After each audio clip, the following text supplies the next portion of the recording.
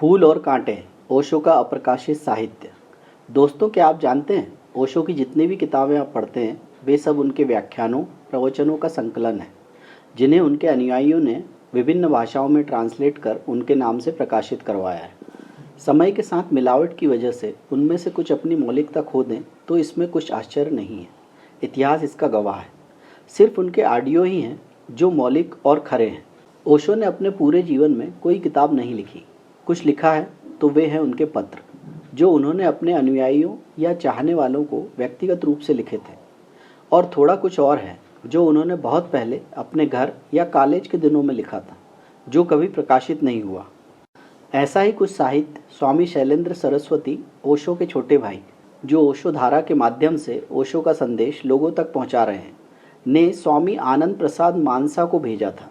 वे कहते हैं, मैं भाग्यशाली हूँ कि ओशो ने यह अवसर मुझे दिया।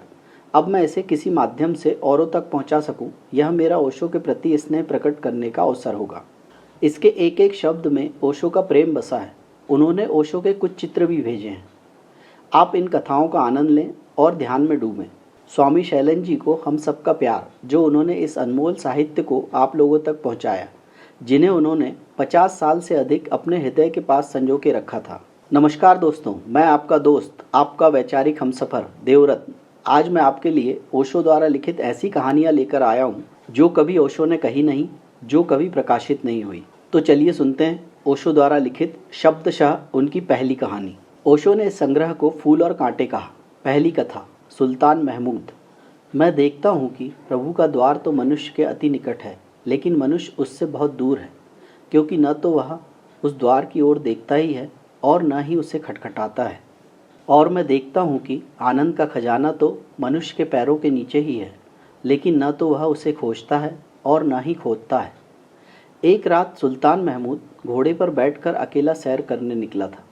राह में उसने देखा कि एक आदमी सिर झुकाए सोने के कणों के लिए मिट्टी छान रहा है। शायद उसकी खोज दिन भर से चल रही थी, क्योंकि उसके सामने छानी हुई मिट्टी का एक बड़ा ढेर लगा हुआ था। और शायद उसकी खोज निष्फल ही रही थी, क्योंकि यदि वह सफल हो गया होता तो आधी रात गए भी अपना कार्य नहीं जारी रखता।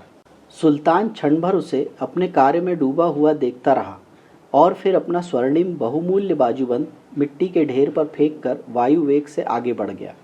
अगली रात वह फिर उसी राह से निकला तो उसके आश्चर्य का ठिकाना न रहा जब उसने देखा कि वह आदमी अब भी उसी तरह मिट्टी छानने में मशगूल है। उसने उस आदमी से कहा, पागल, कल तुझे जो बाजूबंद मिला वह तो पूरी एक दुनिया खरीदने के लिए काफ़ी है, फिर भी तू मिट्टी छानना बंद नहीं करता है। वह आदमी उत्तर में हंसा और बोला, आह, इसलिए तो अब जीवन भर खोज जारी रखनी पड़ेगी। कल ऐसी बढ़िया चीज़ मिली, इसलिए तो अब अथक खोजना आवश्यक हो गया है। मैं कहता हूँ कि जो उसी आदमी की भांति सतत खोजना जारी रखता है, केवल वही और केवल वही परमात्मा के खजाने को उपलब्ध हो पाता है। तो दोस्तों, ये था ओशो के अप्रकाशित साहित्य का पहला मोती। ऐसे मोती और भी हैं। कैसा लगा आपको? कमेंट करके ज़रूर बताइएगा। कल फिर हम ओशो के सागर का एक और मोती चुगेंगे।